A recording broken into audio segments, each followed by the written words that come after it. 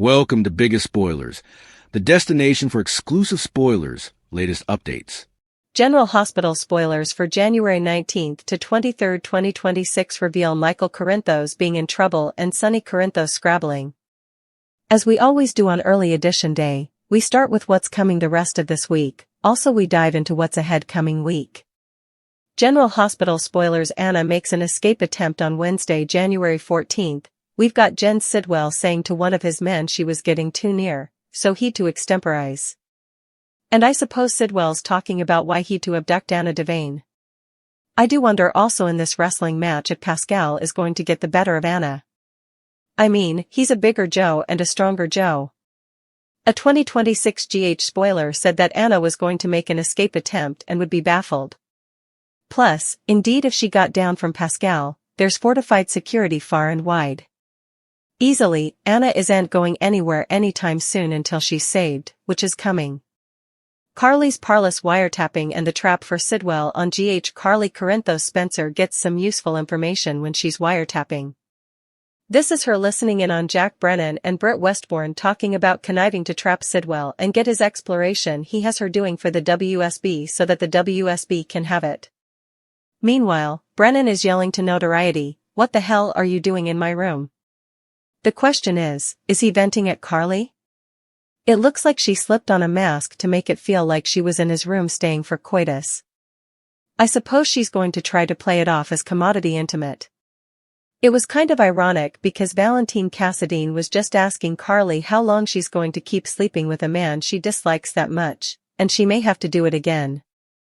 We'll see. Valentine caught at Windmere and Ava Jerome's deception on General Hospital. It's a close call for Valentine this week. Ava Jerome caught him at Windmere, but it looks like he's going to get down.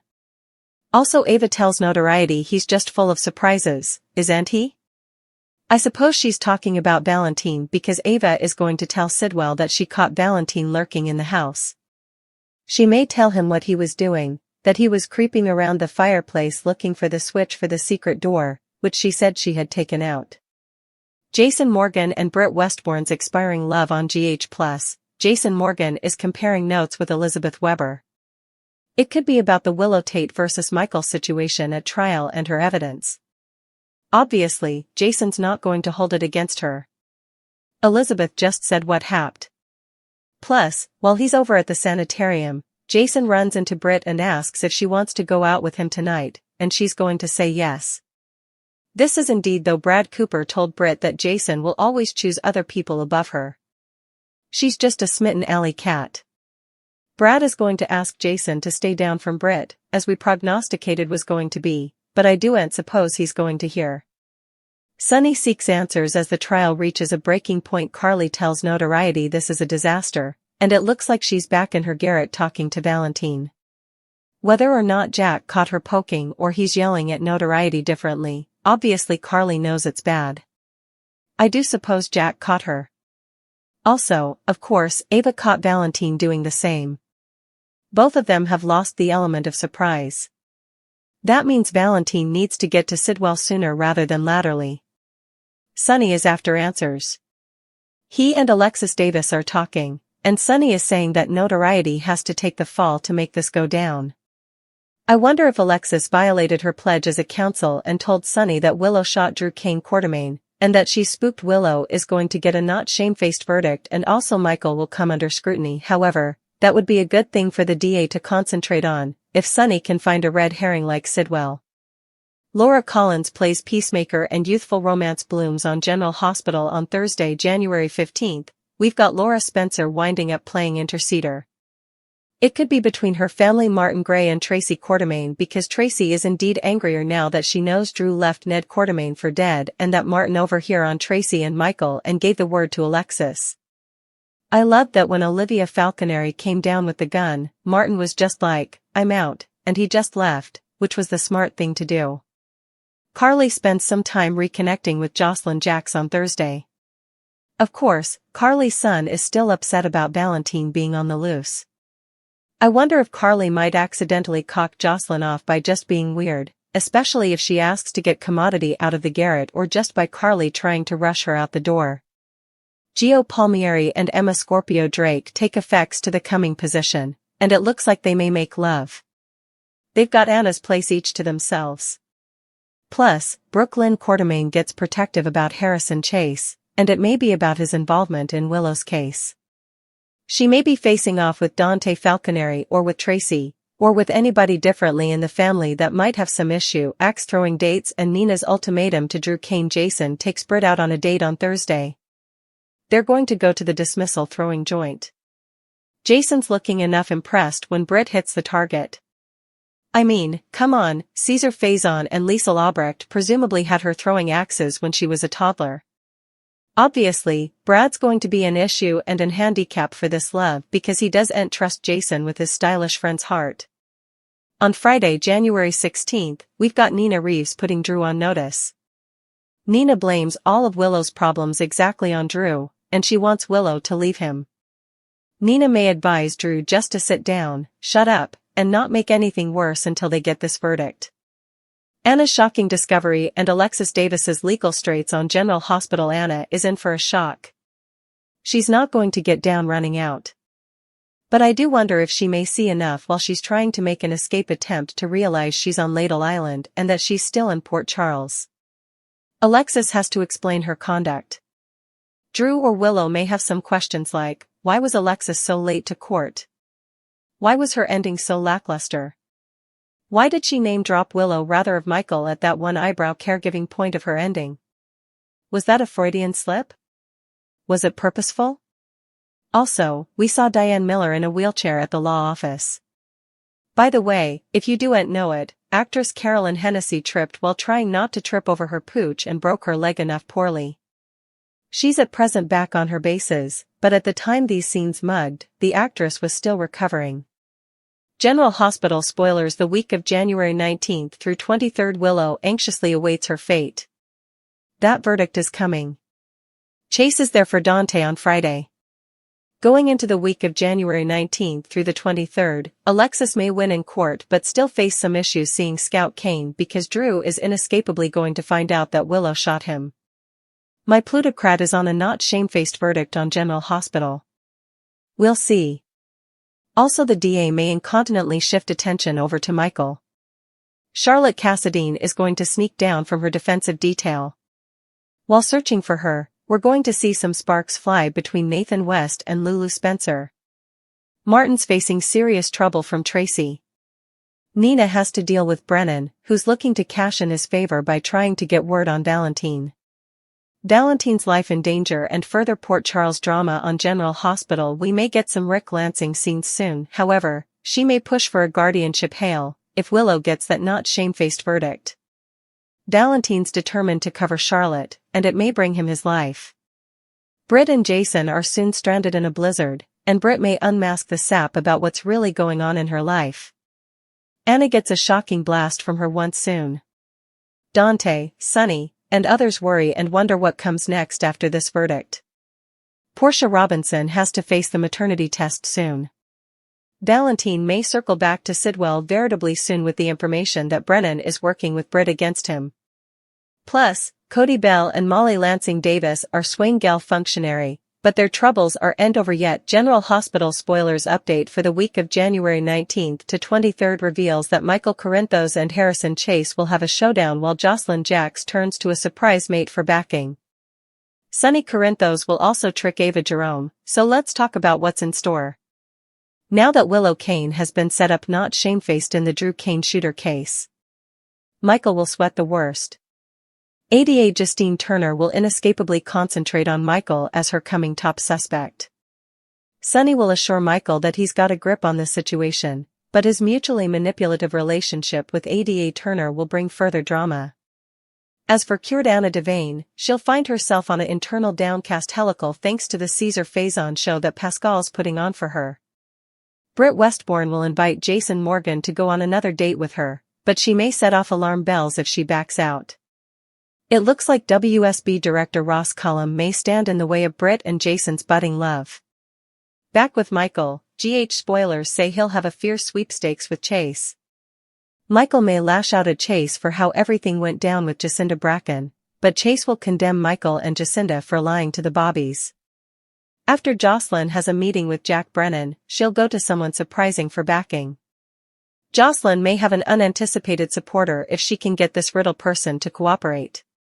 Speaking of mystifications, there's another bone that's got suckers buzzing. Lucas Jones and Elizabeth Baldwin will deal with a new case in the coming occurrences before Lucas shares terrible news. Could Valentine Cassadine get injured after tangling with Jen Sidwell?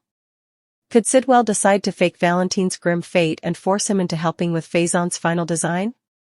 Latterly, Lucas and Marco Rios will be taken back over commodity while Brooke Lynn Quartermain speaks to Chase about their coming chapter.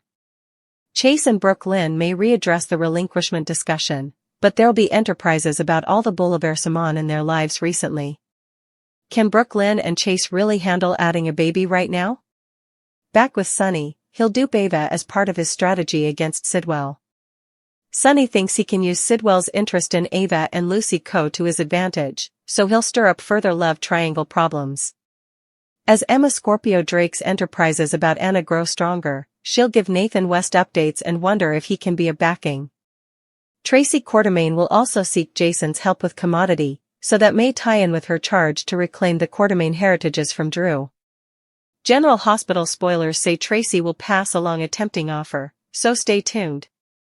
The morning light over Port Charles never arrives quietly. It slips through curtains and blinds like a promise whispered too softly to trust, illuminating a town that has learned, time and again, that every dawn brings both hope and heartbreak. On this particular week, the streets feel heavier, the air thicker, as if fate itself is holding its breath. Verdicts hang in the balance. Kidnappers lurk in shadows. Lovers test the edges of their courage. And at the center of it all, the Corinthos name once again stands on the brink of chaos. A prisoner's prayer and a failed flight. Somewhere far from the safety of General Hospital's bright hallways, Anna Devane opens her eyes to a ceiling she does not recognize. The room smells faintly of antiseptic and damp stone, and every nerve in her body hums with the residue of chemicals still pulsing through her veins. She knows, instinctively, that she is not alone. Footsteps echo in the corridor beyond the door. Pascal. The name itself feels like a threat, a shadow stitched into human form. He is bigger than her, stronger, and backed by men with guns and orders they will not question. But Anna Devane has never been a woman who waits for rescue. She has always believed in making her own miracles. When the moment comes, she moves. Her escape attempt is not graceful. It is desperate, raw, and fueled by the stubborn refusal to die quietly in someone else's game. She shoves past Pascal, slams into the wall, and runs. For a heartbeat, freedom feels close enough to taste. Then the world tilts. Armed guards appear like phantoms, blocking every exit. Pascal's grip closes around her arm, and the fight drains out of her, not because she wants it to, but because her body simply cannot give her any more. As they drag her back into captivity, Anna's eyes catch something, a glimpse of stonework, a familiar curve of a wall, the faintest hint of a place she once knew. Spoon Island. The realization hits like a second blow. She isn't far from home. And that knowledge is both her greatest comfort and her most cruel torment. Secrets in the shadows and Carly's dangerous game. While Anna fights for her life behind locked doors, Carly Corinthos Spencer is fighting a different kind of battle, one waged in whispers, stolen glances, and carefully staged deception. She wasn't supposed to hear the conversation. She certainly wasn't supposed to understand it. But when Carly eavesdrops on Jack Brennan and Britt Westbourne, she realizes just how deep the web goes. The WSB. Sidwell. Research that could change the balance of power in ways no one in Port Charles is ready for. Carly doesn't hesitate. She slips into Brennan's room, throws on a robe, and prepares to play a role she knows all too well, the woman who belongs there. The woman who can explain away her presence with a smile and a promise of intimacy. When Brennan's voice cuts through the air, "What the hell are you doing in my room?" Carly meets him head-on. Her heart pounds, but her expression never wavers. This is what survival looks like in Port Charles. Meanwhile, in the attic of her own home, Valentine Cassadine feels the walls closing in. Ava Jerome has caught him at Windmere, snooping around the fireplace, hunting for secrets hidden behind stone and shadows. She doesn't stop him. She doesn't confront him. She tells Sidwell instead. And in doing so, she lights a fuse that may burn them all. A trial's end and a war's beginning. The courtroom is packed. Every bench filled. Every eye trained on Willow Kane as she waits for her fate to be spoken aloud. Alexis Davis stands nearby, her face unreadable, her mind a maze of strategy and regret. The jury files in. The room goes silent. The verdict is delivered. Not guilty. A gasp ripples through the crowd. Nina clutches Willow's hand. Chase exhales like he's been holding his breath for days. Willow's knees nearly give out as relief crashes over her in waves. But across the room, Michael Corinthos feels something else entirely. Fear. Because he knows, deep down, that this isn't the end. It's the beginning of a nightmare. Sonny's promise and the price of protection. Sonny Corinthos doesn't believe in coincidences. He believes in leverage. As ADA Justine Turner turns her attention toward Michael, Sonny moves fast, whispering promises of control and consequences. He assures his son that he won't let the system swallow him whole. But Sonny's protection always comes with a cost. Behind closed doors, he strikes deals, manipulates loyalties, and sets traps designed to keep the heat off Michael. Ava Jerome becomes a pawn in his strategy, her entanglement with Sidwell and Lucy Coe something Sonny plans to use to his advantage. In Port Charles, love triangles are rarely just about romance. They're about power. A date with danger and sparks in the cold. Jason Morgan doesn't do romance. Or at least, he tells himself he doesn't. But when Britt Westbourne smiles at him across an axe-throwing lane, something shifts. The thunk of metal hitting wood echoes like a heartbeat in the background as Britt proves she can hit the target just as cleanly as any of the legends that shaped her childhood. Jason is impressed. Brad, watching from the sidelines, is terrified. He sees the way Britt looks at Jason and knows how this story usually ends, with Britt hurt and Jason walking away to save someone else. Still, Britt agrees to another date. Later, a sudden blizzard strands them together, cutting them off from the rest of the world. In the quiet of falling snow and flickering lights, Britt's walls begin to crack. She hints at secrets she's been carrying, truths that could change everything Jason thinks he knows about her. The storm outside mirrors the one inside her. Young love and old fears. Emma Scorpio Drake stands in Anna's empty apartment, the silence pressing in on her from all sides. The worry in her chest grows heavier by the hour, and she finally reaches out to Nathan West, hoping he can help her uncover what really happened to her grandmother. Elsewhere, Gio Palmieri and Emma find comfort in each other's arms, their connection deepening in the absence of answers. For a moment, they forget the danger, the uncertainty, and the weight of the world beyond the walls. Brooklyn Quartermain, on the other hand, can't forget. She defends Harrison Chase fiercely, even as the family questions his involvement in Willow's case.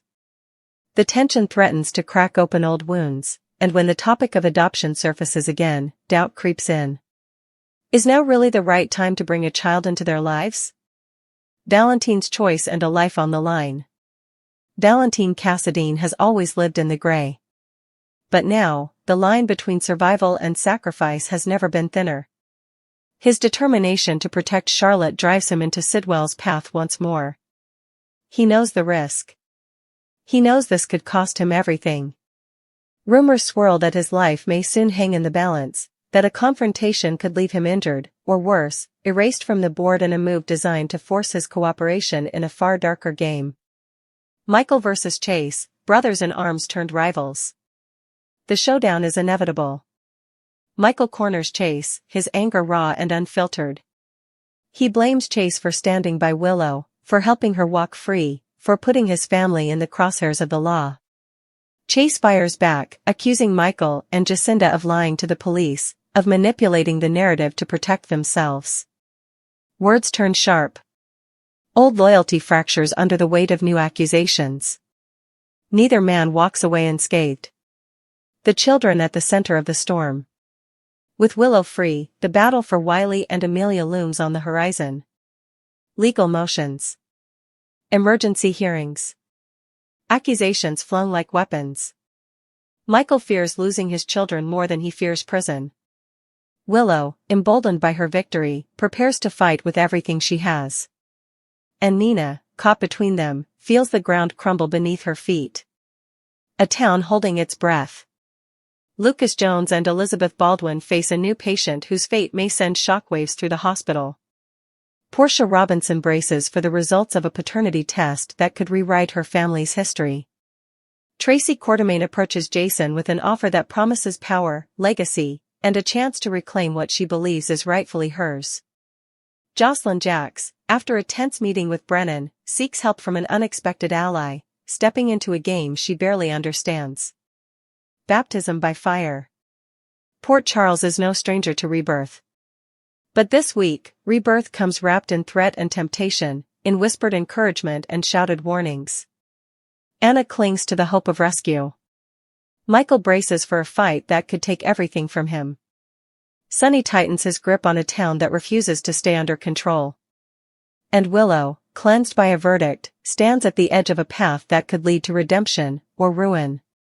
In this town, every promise is a challenge. Every love is a battlefield.